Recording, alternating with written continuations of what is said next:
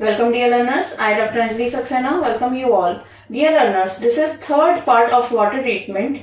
In this session we will discuss how to calculate hardness, how to remove a hardness, what are the methods to remove the hardness and all the numerical related to water treatment series. Let's start the discussion. Dear learners, as we discussed in previous video, degree of hardness. किसी भी water की जो hardness calculate की जाती है that is calculated in the calcium carbonate equivalent, that is also known as degree of hardness.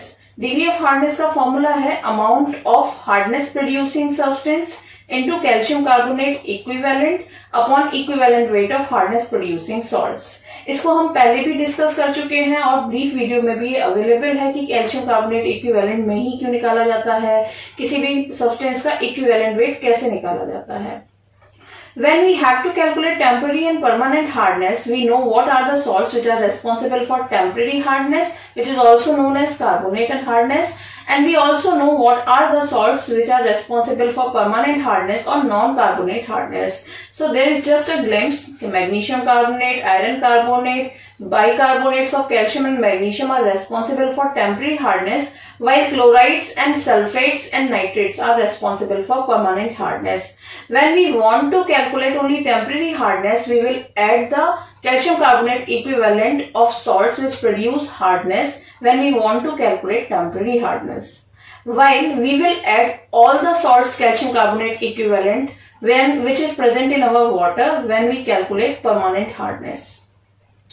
Now we have to discuss how we can remove hardness. Removal of hardness can be of two types: external method and internal method. When we soft water outside the boiler or then that is known as external method, while the method in which we soft the water at the supply point, that is known as internal method. External methods के example है lime soda method, zeolite method, reverse osmosis method, ion exchange method. While phosphate conditioning and Calgon conditioning are the example of internal method. Now external method we will discuss one by one. Lime soda method. Lime जिसका formula है CaOH का whole twice, while soda है Na2CO3 का whole twice. तो concept ये है कि all the soluble impurities will be converted into insoluble impurities. These insoluble impurities can be filtered out. So by this method we can remove the hardness. So all calcium salts are converted into calcium carbonate precipitate, while all magnesium salts are converted into magnesium hydroxide precipitate. This precipitate will filter out and hardness of water will also remove. That is two types: cold lime soda method and hot lime soda method.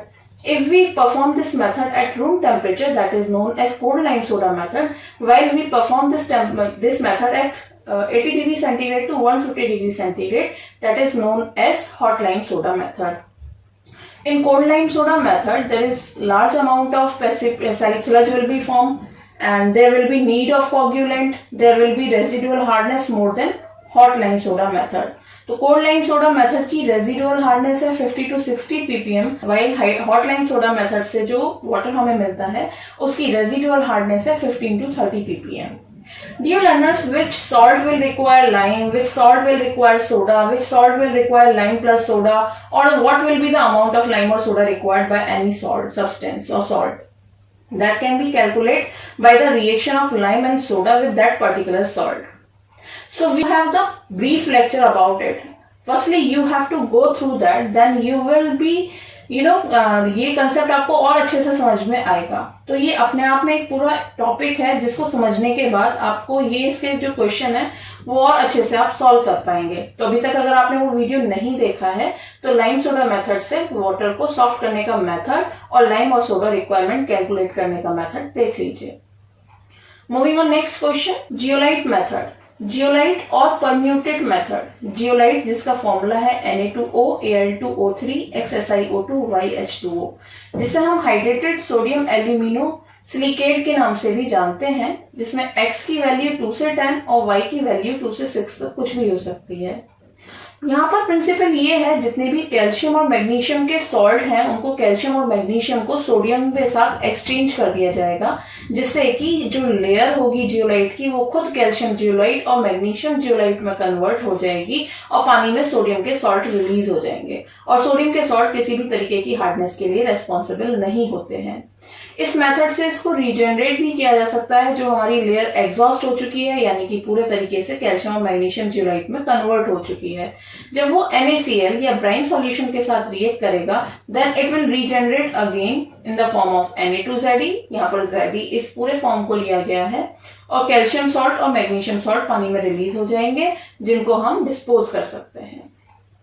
तो zeolite method से आपको मैंने फॉर्मूले के through और direct method के through आपको calculate करना भी सिखाया है न्यूमेरिकल। नेक्स्ट है ion exchange method. Ion exchange method में आयन एक्सचेंज मेथड को हम डीआयोनाइजेशन मेथड और डीमिनरलाइजेशन मेथड भी कहते हैं पानी का। जब सभी केटायन H+ के थ्रू और सभी अनायन OH- के थ्रू एक्सचेंज कर दिए जाएंगे, तो जो वाटर हमें मिलेगा उसमें हार्डनेस तो होगी ही नहीं, even we can say that is demineralised water और डीआयोनाइज्ड वाटर। ये एक अच्छा मेथड है। इसमें रेजिडुअल हार्डनेस 2 ppm तक होती है और एग्जॉस्टेड केटायन एक्सचेंज रेजिन और अनायन एक्सचेंज रेजिन को किसी एक एसिड यानी कि केटायन एक्सचेंज रेजिन को और अनायन एक्सचेंज रेजिन को किसी एक बेस के थ्रू रीजनरेट किया जा सकता है। बेसिकली लाइम सोडा मेथड और जियोलाइट मेथड में हमने आयन को एक्सचेंज कर दिया था या सॉल्युबल इंप्योरिटीज को इनसॉल्युबल इंप्योरिटीज में कन्वर्ट कर दिया था। तो वहां प्रॉब्लम एक तरफ से दूसरी तरफ शिफ्ट हो रही थी। हमारे पानी में सोडियम सॉल्ट्स की मात्रा बढ़ जा रही थी, टर्बिडिटी बढ़ जाती थी, इस तरीके की प्रॉब्लम बढ़ जाती हैं। हम जियोलाइट मेथड से टर्बिड वाटर को सॉफ्ट नहीं कर सकते हैं, मिनरलाइज्ड वाटर को सॉफ्ट नहीं कर सकते हैं, क्योंकि वो हमारे वाटर की लेयर को डिस्ट्रॉय कर देता है।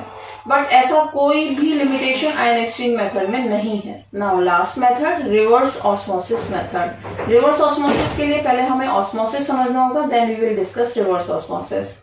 तो अगर दो कंसेंट्रेशन के सॉल्यूशन है C1 और C2 और सपोज C2 जो है वो लोअर कंसेंट्रेशन है, C1 हायर कंसेंट्रेशन है, इनको एक सेमी परमिएबल मेम्ब्रेन के थ्रू सेपरेट करके रखा गया है, तो एक नेचुरल फ्लो है जो कि लोअर कंसेंट्रेशन से हायर कंसेंट्रेशन वाले की तरफ सॉल्वेंट का होता है। That is known as osmosis and the pressure responsible for this is known as osmotic pressure. But if in excess to osmotic pressure or pressure is applied on the higher concentrated side, then this flow can be reversed. That means flow of solvent takes place from the higher concentration to the region of lower concentration. Then that is known as reverse osmosis. तो reverse osmosis method जो use किया जाता है वो desalination of brackish water में use किया जाता है, डायलाइसिस में यूज किया जाता है। तो वेरियस इसके पानी को सॉफ्ट करने के ये मेथड है। अब बात करते हैं हम कुछ क्वेश्चंस के थ्रू भी हम अपना रिवीजन करेंगे। कुछ क्वेश्चंस देखते हैं हम मल्टीपल चॉइस क्वेश्चन के, जिसमें अलग अलग हमारे फॉर्मूले भी हम अप्लाई करने वाले हैं वाटर ट्रीटमेंट से रिलेटेड, जिनका डिस्कशन मेथड्स का हमने अभी किया है। First question, A water sample contains 204 milligram calcium sulfate per liter. अब कैल्शियम सल्फेट तो हार्डनेस प्रोड्यूस करता है। Calculate the temporary and permanent hardness. Calculate the temporary and permanent hardness. Dear learner, हम जानते हैं सल्फेट्स ऑफ कैल्शियम और magnesium sulfate और magnesium chloride और calcium chloride permanent hardness produce करते हैं। तो यहाँ टेम्परेरी हार्डनेस तो कुछ भी नहीं होगी। वाइल परमानेंट हार्डनेस अगर हमें कैलकुलेट करनी है तो हमें इसका CaCO3 इक्विवेलेंट निकालना होगा, जो कि होता है amount of hardness producing salt, जो हमें दे रखा है 204 मिलीग्राम पर 204 into equivalent of calcium carbonate जो कि होता है 100/2 upon equivalent weight of hardness producing salt. अब कैल्शियम सल्फेट को 40 प्लस 32 प्लस 64 इसका मास निकल के आएगा। कैल्शियम की वैलेंसी है 2 से डिवाइड करेंगे तो ये निकल के आएगा 136/2। इसको सॉल्व करने पर परमानेंट हार्डनेस आएगी 150 ppm। तो टेम्परेरी हार्डनेस नहीं है, परमानेंट 150 है, तो C should be it's answer. Second question, A sample of water have calcium bicarbonate, magnesium sulfate, magnesium chloride, calcium sulfate. Calculate the temporary hardness. So dear learners, अभी हमने discuss किया कि जितने भी sulfates of magnesium calcium, chlorides of magnesium calcium होते हैं वो permanent hardness produce करते हैं, but carbonate and bicarbonate produce temporary hardness, और हमसे टेम्परेरी हार्डनेस पूछी हुई है, तो we have to consider only one salt. So calcium bicarbonate की जो भी अमाउंट है इसको कैल्शियम कार्बोनेट इक्विवेलेंट में कन्वर्ट कर लीजिए, तो आपकी टेम्परेरी हार्डनेस आ जाएगी। तो अगर इसको हम कैलकुलेट करेंगे तो amount of hardness producing salt है 4 into equivalent weight of calcium carbonate upon equivalent weight of calcium bicarbonate, तो ये निकल के आएगा 40 प्लस 2 इंटू 1 प्लस 12 प्लस 48।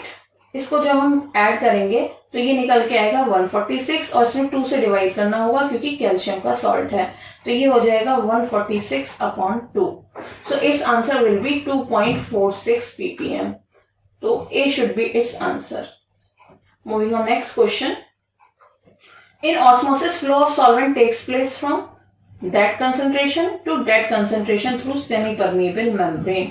तो ऑस्मोसिस में जो फ्लो होता है वो लोअर कंसंट्रेशन से हायर कंसंट्रेशन की तरफ होता है, तो पहले आएगा लोअर टू हायर, तो B should be it's answer. Reverse osmosis देख लेते हैं। In reverse osmosis flow of solvent takes place from the concentration of to the concentration of through this semi permeable membrane, तो इसमें आएगा higher to lower, A should be it's answer. Moving on next question. Brackish water mostly contains dissolved, तो हमारा जो brackish water होता है उसमें salts की मात्रा बहुत ज्यादा होती है, और सॉल्ट्स की मात्रा बहुत ज्यादा होने की वजह से एक ब्रैकिश स्टेज डेवलप हो जाता है, और ये जो ब्रैकिश स्टेज डेवलप होता है ये NaCl की वजह से होता है, तो उसमें NaCl सॉल्ट्स की मात्रा बहुत ज्यादा होती है। Moving on next question. Desalination of water can be carried out by desalination of brackish water, desalination of brackish, desalination मतलब salt का removal can be take place by reverse osmosis method। reverse osmosis is method used in reverse osmosis method कहाँ use किया जाता है? क्या dialysis in hospitals, for water treatment, for desalination, तो तीनों में ही यूज किया जाता है, तो D should be its answer। In reverse osmosis, two different concentration solutions are separated through reverse osmosis में दो different concentration के solution को हम semi permeable membrane से separate करते हैं, तो C should be its answer, not chemical layer, not electrical layer। Moving on next question। Which process is not used for desalination of water? इनमें से कौन सा मेथड desalination के लिए यूज नहीं होता है? रिवर्स ऑस्मोसिस से हम डिसैलिनेशन करते हैं, लाइम सोडा मेथड से तो हम सॉल्ट का रिमूवल नहीं करते हैं, हमारे आयन जो होते हैं कैल्शियम के सॉल्ट, मैग्नीशियम के सॉल्ट रिएक्ट करके इनसॉल्युबल इम्प्योरिटीज में कन्वर्ट हो जाते हैं, उनको डिस्पोज करते हैं, बट सॉल्ट्स तो रिमूव नहीं हो रहे हैं ना, तो इलेक्ट्रोडायलाइसिस से भी हम कर पाते हैं और फ्लैश इवेपोरेशन से भी हम डिसैलिनेशन कर पाते हैं, तो B should be it's answer, lime soda method. Lime soda process uses, lime soda process क्या यूज करता है?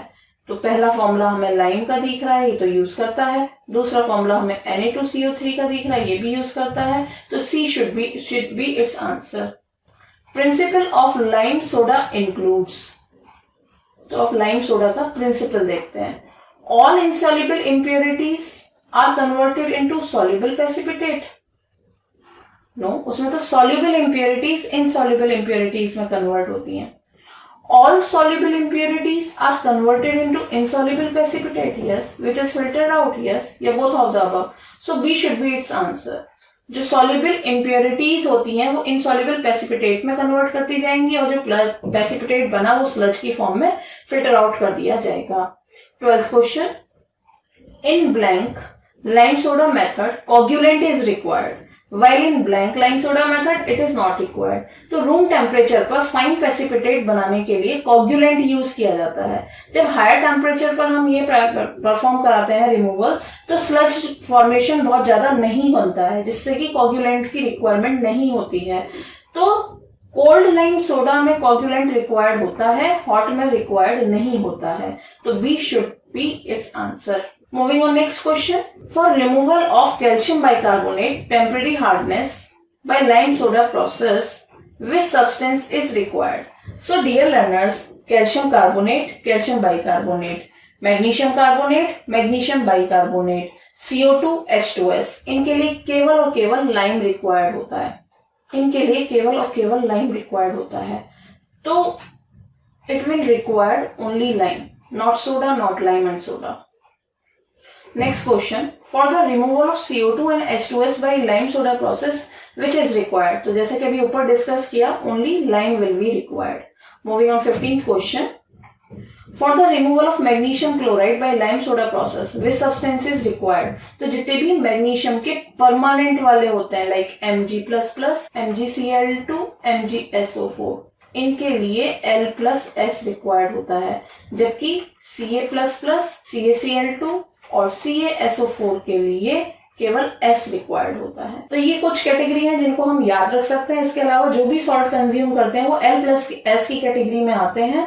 ये मैं आपको पहले भी समझा चुकी हूँ, और जिसमें कुछ सॉल्ट हैं जो हमें याद रखने होंगे. तो for magnesium chloride, lime and soda will be required. Moving on 16th question, which of the following can be used as coagulant?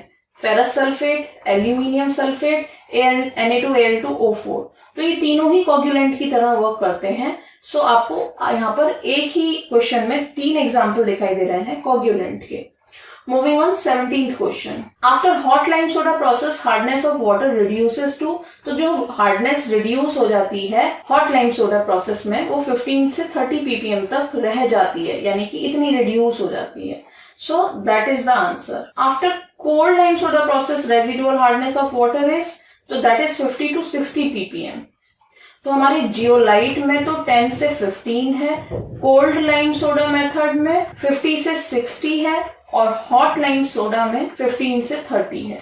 ये याद रखना है. Moving on next question, which of the following is are disadvantage of lime soda method? इनमें से कौन सी lime soda method की disadvantages हैं? Disposal of large amount of sludge is problem, yes. Treated water remove hardness only up to 15 ppm, which is not ideal for boilers, yes. हमें तो 10 ppm का required होता है हाई प्रेशर बॉयलर में. Skilled supervision and careful operation is required, yes. So D should be its answer. In lime soda method, all insoluble salt of calcium, magnesium are converted into, तो अभी आपसे discuss किया था, calcium के salt calcium carbonate और magnesium के salt magnesium hydroxide में convert हो जाते हैं, जो कि insoluble precipitate बनाएंगे और जिनको फिल्टर आउट कर देंगे. तो that is insoluble calcium carbonate.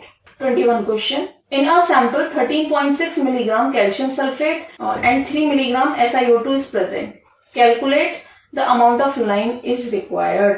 So dear learners, pause करिए और अपना आंसर चेक करिए. So dear, क्या आप सभी ने कैलकुलेट किया इसका? देखिए, अभी आपसे डिस्कस किया था जितने भी सॉल्ट, ये सभी कैल्शियम के जितने भी परमानेंट हार्डनेस प्रोड्यूसिंग सॉल्ट होते हैं, जैसे कि Ca++, जैसे कि CaCl2, जैसे कि CaSO4, इन सब के लिए केवल सोडा रिक्वायर्ड होता है. और हमसे पूछा है अमाउंट ऑफ लाइम रिक्वायर्ड, तो ये तो लाइम रिक्वायर करेगा ही नहीं. So D should be it's answer. Move करते हैं अगले क्वेश्चन की तरफ. In a sample of water, 13.6 calcium sulfate and 3 milligram SiO2 is present. Calculate the, यही क्वेश्चन है. अब आपसे सोडा रिक्वायर्ड पूछा हुआ है. सो फॉर्मूला बता देती हूँ एक बार आपको. 106/100 calcium carbonate equivalent of soda consuming salt into volume of water upon 10⁶ into 100 upon percentage purity. तो इससे जो भी आंसर आएगा वो किलोग्राम में आएगा. तो मान लो अब आपके जो भी सॉल्ट हैं जो कि सोडा कंज्यूम करते हैं, उनको कैल्शियम कार्बोनेट इक्विवेलेंट में कन्वर्ट करो. 2 सॉल्ट हैं, 4 सॉल्ट हैं, उनको यहाँ ऐड करो. कितने वाटर की प्योरिफिकेशन चाहते हो? 1 लीटर, 2 लीटर, 10,000 लीटर, उसको रखो upon 10⁶ into 100 upon percentage purity. जैसे कि यहाँ कैल्शियम सल्फेट में बताया ही नहीं है कितने परसेंट प्योर है, तो हम इसे 100% प्योर मानेंगे. इससे जो भी आंसर आएगा वो किलोग्राम में आएगा. तो सबसे पहले हमें कैल्शियम सल्फेट का कैल्शियम कार्बोनेट इक्विवेलेंट में कन्वर्ट करना होगा. और ये मैग्नीशियम, ये SiO2 दिया है, ये कोई भी लाइम या सोडा कंज्यूम नहीं करता है. इसकी एक टेबल है, उसको आप याद कर लेंगे तो आपको ये क्वेश्चन अच्छे से कर पाएंगे. तो देखिए जरा, कैल्शियम सल्फेट का अभी हमने निकाला था, मास निकल के आता है 136/2. तो जब हम इसको निकालेंगे तो ये आ जाएगा, इसकी मात्रा है 13.6 इंटू 100/2 अपॉन 136/2, जिससे कि आएगा 10. अब जब हम सोडा रिक्वायर्ड निकालेंगे तो ये होगा 106/100. अब क्या रिक्वायर्ड है? केवल सोडा रिक्वायर्ड होता है, इसलिए ये हो गया 10. कितना volume of water? 1 upon 10⁶ into 100/100, ये आंसर जो भी आएगा वो किलोग्राम में आएगा। सो क्या होना चाहिए इसका आंसर? 10.6 इंटू 10 की power -6 kilogram. A should be it's answer. Moving on, next question. In a sample of water, 9.5 magnesium chloride Na2CO3 is present. Calculate the amount of lime and soda required.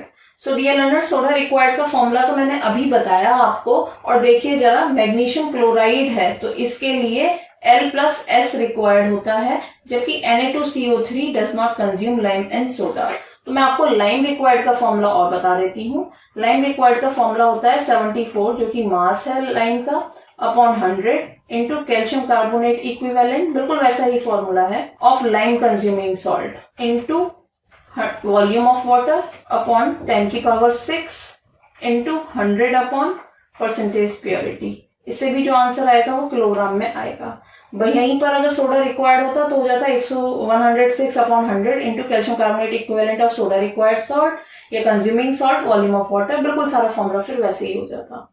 तो हमसे magnesium chloride जो कि 9.5 है, इसको पहले calcium carbonate equivalent में convert कर लेते हैं। तो ये हो जाएगा amount of hardness producing salt into equivalent weight of calcium carbonate upon equivalent weight of hardness producing salt. तो इसका मास निकल के आएगा 95, 24 प्लस 71, तो इससे निकल कर आएगा 10। तो हमें दो फॉर्मूले रखने हैं। एक तो रखना है लाइम के लिए जो कि होगा 74 upon 100, 10 into volume of water 1 upon 10 की पावर 6 इंटू 100 अपॉन 100 किलोग्राम। इससे तो निकल कर आएगा लाइम। और सोडा के लिए होगा 106 अपॉन 100 इंटू 10 इंटू 1 अपॉन 10 की पावर 6। कैल्शियम कार्बोनेट इक्विवेलेंट में 10 मात्रा निकली है और इसके लिए L+S चाहिए होता है, इंटू 100 अपॉन 100। तो जब हम इसको सॉल्व करेंगे लाइम और सोडा को, तो इसका आंसर निकल कर आएगा 7.4 तो आएगा लाइम के लिए इंटू 10 की पावर -6, और 10.6 इंटू 6 निकल के आएगा सोडा के लिए। तो B should be it's answer. Move करते हैं अपने 24th क्वेश्चन पर। In a sample of water 14.6 ppm magnesium bicarbonate and 4.4 ppm CO2। अब दोनों के लिए देख लेते हैं एक बार। तो आपसे पूछा amount of lime required. Bicarbonate के लिए, मैग्नीशियम बाइकार्बोनेट के लिए 2L रिक्वायर्ड होता है और CO2 के लिए L रिक्वायर्ड होता है। इसका निकल कर आएगा 10 कैल्शियम कार्बोनेट इक्विवेलेंट, इसका निकल कर आएगा 10 कैल्शियम कार्बोनेट इक्विवेलेंट। अब आप क्या करेंगे, जब आपको लाइम निकालना है तो जितने भी सॉल्ट लाइम कंज्यूमिंग है उनको जब ऐड कर देंगे तभी तो आएगा। तो 24th क्वेश्चन के लिए आपका हो जाएगा L is equals to 74 upon 100 into 10 into 2। Lime के लिए करेंगे 2L चाहिए तो ये हो जाएगा 20, और आपका CO2 के लिए भी L रिक्वायर्ड है तो ये हो जाएगा +10 into volume of water upon 10 की power 6 into percentage purity 100 upon 100 आएगा। तो जब आप इसको सॉल्व करेंगे तो आपका आंसर निकल कर आएगा 22.2 इंटू 10 की power -6 kilogram. Moving on next question. Zeolite के क्वेश्चन शुरू हो चुके हैं। जियोलाइट क्या है? जियोलाइट है Na2O, Al2O3, XSiO2, YH2O। तो this is the answer. Na2O, CaOH का होल ट्वाइस, Na2O, Al2O ये नहीं है। Which of the following ions is not found in naturally occurring zeolite? Sodium ion क्या होते हैं? Na2O, एल्यूमिनियम भी होते हैं, सिलिकेट भी होते हैं, बट कैल्शियम नेचुरली जियोलाइट में नहीं पाए जाते हैं। 27th question. द एग्जॉस्टेड और permuted zeolite is percolated through it a solution of. Exhausted zeolite bed पर क्या डाला जाता है, क्या परकोलेट किया जाता है जिससे कि वो रीजनरेट हो जाता है? क्या वो कैल्शियम क्लोराइड है, क्या वो जिंक क्लोराइड है, क्या वो मैग्नीशियम क्लोराइड है, या वो सोडियम क्लोराइड है? तो हम जानते हैं जियोलाइट को रीजनरेट करने के लिए ब्राइन सॉल्यूशन रिक्वायर्ड होता है, तो D should be it's answer. 28th question. Choose the incorrect statement regarding zeolite process of removing hardness from water. इससे किस तरीके से हार्डनेस रिमूव की जाती है उसके regarding incorrect statement. Exhausted zeolite bed is regenerated by using 10% NaCl solution. Yes. Turbid water can also admitted to zeolite water. No. Turbid water उसकी efficiency का loss करता है. Water putting into zeolite bed should be free from mineral acids. Yes. जो mineral acids होते हैं वो zeolite layer को destroy कर देते हैं, permanent FeZd या MagneZd में convert हो जाएंगे, जिसको regenerate नहीं किया जा सकता. Water of 0 to 15 ppm hardness is obtained. Yes. So B is the wrong statement for this. Chemical name of permuted is, chemical name क्या है इसका? Hydrated sodium aluminosilicate. A is its answer. A zeolite bed on softening 95,000 liters of hard water required 475 liters of NaCl solution containing 18 gram per liter for regeneration. तो ये zeolite का numerical है. इसका formula मैं आपको बता देती हूँ. ये मैंने पहले आपको काफी डिस्कस करके इसके लेक्चर्स इसमें समझाया हुआ है. इसका फॉर्मूला है where V1 is the total volume of water supplied, V2 is volume of NaCl required, M is amount of NaCl in V2 volume. तो देखते हैं, हमने कहा है amount of NaCl, जो कि देखिए a zeolite bed required 35,000 liters. तो ये तो हमारा हो गया V1. Required 475 liters of NaCl. तो ये हो गया V2. NaCl containing this, ये हो गया M. इसकी इन वैल्यूज को इसमें पुट कर देंगे, जहां 58.5 है NaCl का इक्विवेलेंट वेट, 50 है कैल्शियम कार्बोनेट का इक्विवेलेंट वेट. 3 स्टेप में कैलकुलेट करना सिखाया था, उन स्टेप को आपको ये फॉर्मूले की फॉर्म में दिखाया हुआ है. तो इसका आंसर निकल कर आएगा 76.92 ppm. Distilled water can be obtained by, distilled water किससे मिलता है? क्या वो बॉइलिंग से, क्या वो जियोलाइट से, क्या वो लाइम सोडा से, या आयन एक्सचेंज से? तो ion exchange is it's answer. The regeneration of cation and ion exchange resins by the treatment with, तो इनका रेजिन का ट्रीटमेंट में रीजनरेशन कैसे किया जाता है? क्या एसिड से और बेस से किया जाता है? Calcium hydroxide, calcium chloride, calcium carbonate. तो A should be it's answer. हम कैटायन एक्सचेंज रेजिन को, जितने भी कैटायन एक्सचेंज रेजिन है उनको H+ से, और जितने भी अनायन एक्सचेंज रेजिन है उनको OH- से रीजनरेट करते हैं. Ion exchange method is very popular to remove hardness from water. Choose incorrect statement regarding this process. Group NH2 and NR are anion exchangers. SO3H and COOH are good cation exchangers. Ion exchanger resins are insoluble. Cross-linked long chain organic polymers. Ion exchange resin bed cannot be regenerated. तो अभी हमने पढ़ा इसको regenerate कर सकते हैं हम H+ से कैटायन को और OH- से अनायन को, तो एसिड और बेस से रेस्पेक्टिवली. तो अनायन एक्सचेंजर रेजिन के एग्जाम, इसमें आप इसी क्वेश्चन में आपको अनायन एक्सचेंजर रेजिन्स के एग्जाम्पल दिख रहे हैं, कैटायन एक्सचेंज रेजिन के एग्जाम्पल दिख रहे हैं, और आपको रेजिन की प्रॉपर्टी या कैरेक्टरिस्टिक्स दिखाई दे रही हैं. तो D should be it's answer. What is the residual hardness of ion exchange method? तो हम जानते हैं जो आयन एक्सचेंज रेजिन मेथड होती है उसकी रेजिडुअल हार्डनेस होती है 0 to 2 ppm. Moving on next question. Calgon is, तो कैल्गन क्या है? Sodium hexametaphosphate. यस, ये तो है ही. कैल्शियम हेक्सामेटाफॉस्फेट या potassium phosphate? None of these. तो सोडियम हेक्सामेटाफॉस्फेट को हम कैल्गन कहते हैं, और इसके जो सोडियम आयन है ये हार्ड वाटर के कैल्शियम और मैग्नीशियम के साथ एक्सचेंज हो जाते हैं, और ये एक इंटरनल मेथड है वाटर का, यानी कि हम बॉयलर में जहां पानी को बॉयल कर रहे होंगे वहीं कैल्गन को ऐड कर देंगे. और जो ये कैल्गन होता है ये सबसे ज्यादा यूज किया जाने वाला है लॉन्ड्रीज में, and it is better than phosphate conditioning, क्योंकि ये वर्क कर सकता है सभी पीएच पर, जबकि जो फॉस्फेट कंडीशनिंग है वो पर्टिकुलर पीएच 9.5 पर ही वर्क करता है. Moving on next question. Calgon is, तो कैल्गन कैसा है? ये वॉशिंग पाउडर है, सोडियम फॉस्फेट है, सोडियम फॉस्फेट है, सोडियम सिलिकेट है. तो ये दोनों एक जैसे टाइप हो गए हैं, that is sodium phosphate we can say. तो यहाँ पर अगर मैं लिख दूं कैल्शियम फॉस्फेट, तो बी होना चाहिए इसका आंसर. सोडियम फॉस्फेट को हम कैल्गन के नाम से जानते हैं. Which statement is incorrect for Calgon method? Incorrect में हमें ढूंढना है. Calgon is also known as Graham salt. Yes. It is better than phosphate conditioning. Yes. It is used in laundries. Yes. It is a external method of water softening. No. So D should be its answer. Calgon is used for removal of scales. Yes. हम जो भी scales होते हैं उनके removal के लिए Calgon method use करते हैं. Removal of hardness. Yes. So both of these should be its answer. Moving on next question. Match list 1 type of hardness with list 2 suitable chemical with and select the corresponding answer using given codes. So देखते हैं temporary hardness. Calcium carbonate, magnesium bicarbonate, Na2O, Al2O3 या फिर CaCl2. तो bicarbonates और carbonate temporary hardness produce करते हैं, तो इसका आंसर अभी लिख लेते हैं 2. डिग्री ऑफ हार्डनेस के लिए हम 2 नहीं लिख सकते, 1 लिख सकते हैं. परमानेंट हार्डनेस कैल्शियम क्लोराइड की वजह से होती है. जियोलाइट का फॉर्मूला है Na2O, Al2O3. 4 लिख लेते हैं. तो जियोलाइट का फॉर्मूला है Na2O, Al2O3, NSiO2, YH2O. तो इसका आंसर होना चाहिए 3. So 2, 1, 4, 3. So A should be its answer. Moving on next question. Match list 1 process with list 2 chemicals used and select the corresponding answer using the codes given below in the list. तो देखिए जरा कैल्गन process क्या है. कैल्गन process क्या Na2, Na4, PO3 को involve नहीं करता. Sodium hexametaphosphate. तो 2 should be its answer. Ion exchange process में सल्फोनेटेड स्टाइरिन डाइविनाइल बेंजीन ऐसे एक्सचेंजर रेजिन यूज होती हैं. तो 3 should be its answer. Zeolite process तो Na2O, Al2O3 इसका आंसर है. तो 4 should be its answer. Degree of hardness में CaCO3 इक्विवेलेंट यूज होता है. तो 1 should be its answer. 2, 3, 4, 1. So D should be its answer. Moving on, last question. 100 ml of water sample has the hardness equivalent to this and magnesium sulfate solution. Calculate the hardness of water sample.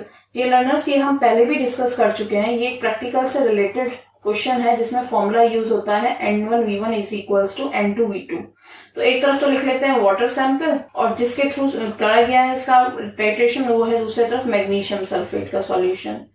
तो हमारे water sample के 100 ml use हुए हैं 12.5 ml of 0.08 ये volume के साथ. तो यहाँ से हम नॉर्मेलिटी निकाल लेंगे वाटर की जो कि निकल कर आएगी. फिर यहाँ से स्ट्रेंथ निकाल लेंगे. तो हमें हार्डनेस पूछी हुई है और हार्डनेस जो होती है वो कैल्शियम कार्बोनेट इक्विवेलेंट में निकाली जाती है. तो यहाँ पर हम फॉर्मूला लगाते हैं S equals to Ne. E calcium carbonate equivalent और ppm में कन्वर्ट करने के लिए 1000 से मल्टीप्लाई कर देंगे. तो जब हम इसको कैलकुलेट करेंगे तो हमारा आंसर निकल कर आएगा 500 ppm. तो ये प्रैक्टिकल से रिलेटेड एक क्वेश्चन था. इसका आंसर है A. तो आई होप आपने सबने ये अच्छे से समझ लिया होगा. इसमें हर तरीके का न्यूमेरिकल है वाटर ट्रीटमेंट से रिलेटेड और थोड़ा सा हमारा है मेथड है हार्डनेस रिमूव करने के. उसका हमने सारा यहाँ पे क्वेश्चन सॉल्व किया है. So thank you very much for watching everyone.